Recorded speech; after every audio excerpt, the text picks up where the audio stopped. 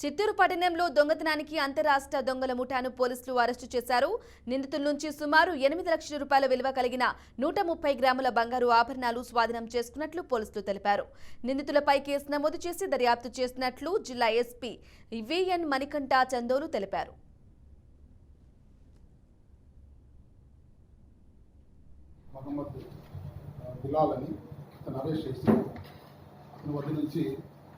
దాదాపు 8 లక్షల విలువ బంగారు ఆభరణాలు స్వాధీనపరచుకోవాలి. ఇవి 2023 జూన్ నుంచి 2024 జూన్ వరకు మనకు తిరుపతి చిత్తూరు 1 టౌన్ 2 టౌన్ ఏరియాలో తాళం వేసినటువంటి ఇల్లును టార్గెట్ చేసి అతను దొంగతనాలకు పాల్గొన్నాడు. ఈ కేసులు ఛేదించడంలో ఎస్పెషల్లీ చిత్తూరు ఎస్పీ మణికంఠ చంద్రబాబు గారు 1 టౌన్ 2 టౌన్ సిఐ గారిని ఆధ్వర్యంలో వాళ్ళ ఐడి పార్టీ వాళ్ళ సూచన మేరకు పనిచేసి ఈ దొంగని పట్టుకొని ఈ ప్రాపర్టీని రికవర్ చేయడం జరిగింది.